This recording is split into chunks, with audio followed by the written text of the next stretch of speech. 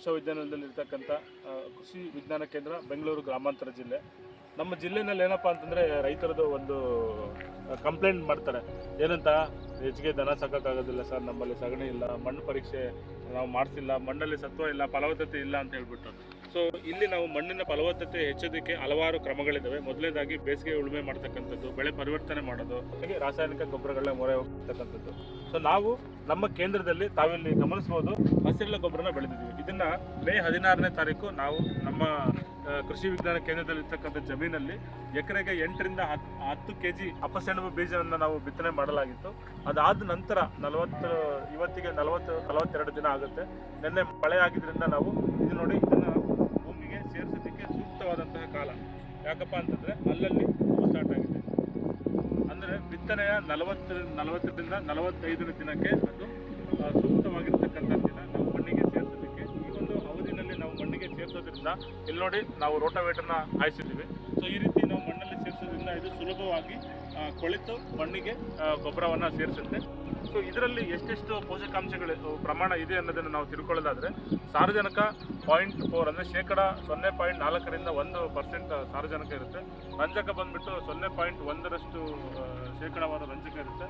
ಇನ್ನು ಪೊಟ್ಯಾಷಿಯಂ ಬಂದುಬಿಟ್ಟು 0.4ರಿಂದ 0.5% ರಂಜಕ ಇರುತ್ತೆ. ಅದರ ಜೊತೆಗೆ ಕ್ಯಾಲ್ಸಿಯಂ ಕೂಡ ಇರುತ್ತೆ ಈ ಒಂದು ಹಸಿರು ಗೊಬ್ಬರದಲ್ಲಿ. ಇಲ್ಲಿ ಬೆಳೆಯೋದ್ರಿಂದ ಕೊಟ್ಟಿಗೆ ಗೊಬ್ಬರನ ನಾವು ಕಡಿಮೆ ಹಾಕಿ ನೀವು ರಾಗಿ, ಜೋಳ, ಇತರೆ ತೋಟಗಾರಿಕಾ ಬೆಳೆನ ನಾವು ಬೆಳೆದಾಗ ಮಣ್ಣಿನ ಫಲವತ್ತತೆನ ಉತ್ತಮಗೊಳಿಸೋದಕ್ಕೆ ಅವಕಾಶ ಇದೆ. ಹಸಿರೆಲೆ ಗೊಬ್ಬರಗಳು ಅಂತಂದರೆ ಸ್ಥಳದಲ್ಲೇ ಬೆಳೆದು ಅಲ್ಲೇ ಗೊಬ್ಬರವಾಗಿ ಪರಿವರ್ತನೆ ಮಾಡ್ತಕ್ಕಂಥ ಬೆಳೆನ ನಾವು ಹಸಿರೆಲೆ ಗೊಬ್ಬರ ಅಂತ ಕರಿಬೋದು. ಯಾವ್ಯಾವ ಬೆಳೆನ ಹಸಿರೆಲೆಗೆ ಬಳಸ್ಬೋದು ಅಂತಂದರೆ, ವಿಶೇಷವಾಗಿ ದ್ವಿದಳ ಧಾನ್ಯಗಳು, ವಾತಾವರಣದಲ್ಲಿರ್ತಕ್ಕಂಥ ಸಾರಜನಕನ ಸ್ಥಿರೀಕರಣ ಮಾಡ್ತಕ್ಕಂಥ ಶಕ್ತಿ ಹೊಂದಿರೋದನ್ನ ನಾವು ದ್ವಿದಳ ಧಾನ್ಯ ಬೆಳೆಗಳಂತ ಕರಿತೀವಿ. ಸೊ ಇದಕ್ಕೆ ಉದಾಹರಣೆ ಅಂದರೆ ಅಪಸೆಣಬು, ಡಯಂಚ, ಹುರುಳಿ, ಅಲಸಂದೆ, ಇನ್ನು ತೊಗರಿ ಆಗಿರ್ಬೋದು ಅಥವಾ ಅವರೆಗಾಗಿರ್ಬೋದು, ಇದನ್ನೆಲ್ಲನೂ ಕೂಡ ನಾವು ಹಸಿರೆಲೆ ಗೊಬ್ಬರವಾಗಿ ಬಳಸ್ತೀವಿ. ಇನ್ನೊಂದು ಇತ್ತೀಚೆಗೆ ನಸಗುನ್ನೆ ಅಂತ IHR ಅವರು ಮಕುನ ಅಂತ ಇಂಗ್ಲೀಷಲ್ಲಿ ಕರೀತಾರೆ, ಅದನ್ನು ಕೂಡ ಇದನ್ನು ಬಳಸ್ಬೋದು.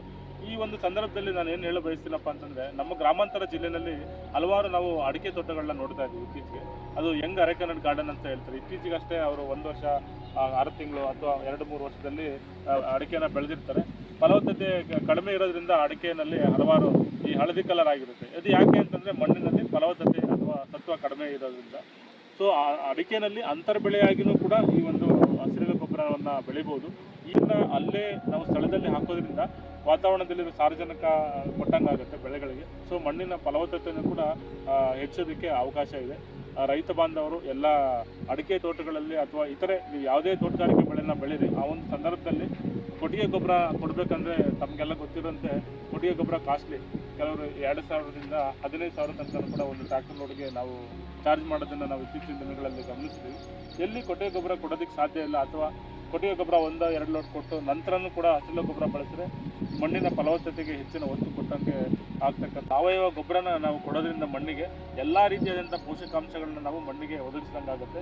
ರಾಸಾಯನಿಕಗಳ ಮೊರೆನೂ ಕೂಡ ಕಡಿಮೆ ಮಾಡ್ತಾ ಹೋಗ್ಬೋದು. ಅದರ ಪರವಾಗಿ ನಾವು ಮನವಿ ಮಾಡ್ಕೊಳ್ತೀವಿ, ದಯವಿಟ್ಟು ಹಸಿರೆಲೆ ಗೊಬ್ಬರಗಳನ್ನ ಬಳಸಿ, ಎಣ್ಣೆಕಾಳು ಹಿಂಡಿಗಳನ್ನ ಬಳಸಿ, ಬೆಳೆ ಪರಿವರ್ತನೆ ಮಾಡಿ. ಅದಾದ ನಂತರ ಮಣ್ಣು ಪರೀಕ್ಷೆ ಮಾಡಿಸಿ. ನಮ್ಮ ಕೇಂದ್ರದಲ್ಲಿ ಮಣ್ಣು ಪರೀಕ್ಷೆ ಸೌಲಭ್ಯ ಇದೆ. ಇಷ್ಟು ನಾವು ಪೋಷಕಾಂಶಗಳು ಮಣ್ಣಿನಲ್ಲಿವೆ ಅನ್ನೋದು ಕೂಡ ಮಾಹಿತಿನ ನಾವು ದೊರಕಿಸ್ಕೊಡ್ತೀವಿ ತಮಗೆ. ಯಾಕೆ ಈ 45 ದಿನದೊಳಗೆ ಅದನ್ನು ಕಟಾವು ಮಾಡಬೇಕು ಅಂದರೆ ಮಣ್ಣಿಗೆ ಸೇರಿಸ್ಬೇಕು ಅನ್ನೋದನ್ನ, ಯಾಕೆಂದರೆ ನೋಡಿ, ಇದು ಸುಲಭವಾಗಿ ಈಗ ಮುರಿದೋಗ್ಬೇಕು. ಆದಂಥ ಬಲ್ತಂಥ ಸಮಯದಲ್ಲಿ ಇದು ನಾರಿನಾಂಶ ಜಾಸ್ತಿ ಆಗಿಬಿಡ್ತದೆ. ನಾರಿನಾಂಶ ಆದಾಗ ತಿರ್ಗಿ ಅದು ಕೊಳೆಯಲಿಕ್ಕೆ ಸ್ವಲ್ಪ ಸಮಯ ತಗೊಳ್ಳೋದ್ರಿಂದ ರೋಟಾವೇಟರ್ ಹಾಕಿದಾಗಲೂ ಸ್ವಲ್ಪ ಆಗುತ್ತೆ. ಆದ್ದರಿಂದ 45 ಹೂ ಬಿಡುವ ಮುಂಚೆ ಇದನ್ನು ನಾವು ಭೂಮಿಗೆ ಸೇರಿಸೋದ್ರಿಂದ ಇದು ಸುಲಭವಾಗಿ ಈಗ ಥರ ಭೂಮಿಗೆ ಸೇರಿದಾಗ ಸೂಕ್ಷ್ಮ ಜೀವಾಣುಗಳು ಅದನ್ನು ಕಾರ್ಯಚಟುವಟಿಕೆನ ಹೆಚ್ಚು ಮಾಡಲಿಕ್ಕೆ ಸಾಧ್ಯತೆ ಆಗುತ್ತದೆ. ಆಮೇಲೆ ಹೇಳ್ತಾ ಇದ್ರೆ ಏನೋ ಕಾಂಗ್ರೆಸ್ ಜಾಸ್ತಿ ಬರ್ತಾ ಇದೆ. ಅಲ್ಲ, ಇಲ್ಲಿ ನೋಡಿ, ನಿಮಗೆ ಆದ್ದರಿಂದ ಸ್ವಲ್ಪ ಕಳೆನ ನಾವು ನಿರ್ವಹಣೆ ಕೂಡ ಮಾಡಬಹುದು. ಇದು ನಮ್ಮಲ್ಲಿ ಕಾಂಗ್ರೆಸ್ ಗಿಡಗಳನ್ನು ನೀವು ನೋಡಿರ್ಬೋದು, ಎಲ್ಲೇ ಹೋದ್ರು ನಿಮ್ಮ ಕಾಂಗ್ರೆಸ್ ಗಿಡಗಳು ನಮ್ಮ ಇಷ್ಟು ಗದ್ದೆ ಥರನೇ ಬೆಳೆದಿರ್ತವೆ. ಸೊ ಈ ಥರ ನಾವು ಅಳಿಸೋದ್ರಿಂದ ಇತರೆ ಕಳೆಗಳನ್ನ ಇದು ಸಪ್ರೆಸ್ ಮಾಡುತ್ತೆ. 80% ಕಡಿಮೆ ಮಾಡ್ಬೋದು. ಇದರಲ್ಲಿ 80 ಮಾಡ್ಬೋದು. ಈಗ ಖಾಲಿ ಜಮೀನಲ್ಲಿ ಏನು ನಾವು ಬರೀ ಮಣ್ಣು ತೇವಾಂಶ ಸಿಕ್ಕಿದ ತಕ್ಷಣ ಏನು ಕಾಂಗ್ರೆಸ್ ಬೀಜ ಏನು ಉದುರಿರ್ತವೆ, ಅವು ಇಮಿಡಿಯೇಟ್ ಆಗಿ ನಮಗೆ ಮೊಳಕೆ ಆಗಿ ಕಾಂಗ್ರೆಸ್ ಗಿಡದಿಂದನೇ ಕೂಡಿರ್ತವೆ. ಸೊ ಅದನ್ನು ತಪ್ಪಿಸ್ಬೇಕಂತ ಹೇಳಿದ್ರೆ ಈ ಥರ ಹಸಿರೆಲೆ ಗೊಬ್ಬರಗಳನ್ನು ಒತ್ತಾಗಿ ನಾವು ಎಕರೆಗೆ 8ರಿಂದ 10 kg ನಾವು ಚೆಲ್ಲಿದಾಗ ಏನಾಗುತ್ತೆ, ಇವು ಒತ್ತಾಗಿ ಬೆಳೆಯೋದ್ರಿಂದ ಈ ಕಾಂಗ್ರೆಸ್ ಗಿಡ ಆಗಲಿ ಬೇರೆ ಇತರೆ ಕಳೆ ಗಿಡಗಳನ್ನು ಬರೋದನ್ನು ಇವು ನಿಯಂತ್ರಣ ಮಾಡ್ತವೆ. ಹಸಿರೆಲೆ ಗೊಬ್ಬರದ್ದು ಅನೇಕ ರೀತಿಯಲ್ಲಿ ಅನುಕೂಲಗಳಿದ್ದಾವೆ. ಅಲ್ಲದೆ ನಾವು ರಾಗಿ ಬೆಳೆಯಲು ಅಷ್ಟೇ ಒಂದು 10ರಿಂದ 15% ಇಳುವರಿಯನ್ನು ಕೂಡ ಹೆಚ್ಚಾಗಿ ನಾವು ಇದರಿಂದ ಪಡಿಬೋದು. ಈಗ ನೀವೆಲ್ಲ ಗೊತ್ತಿದೆ, ಇದು ಮೇ 15ನೇ ತಾರೀಕು ನಾವು ಇದನ್ನು ನಾಟಿ ಮಾಡಿದ್ದೀವಿ. ಈಗ ಜೂನ್ 26 ಇವತ್ತು ನಾವು ಇದನ್ನು ಭೂಮಿಗೆ ಸೇರಿಸ್ತೇವೆ.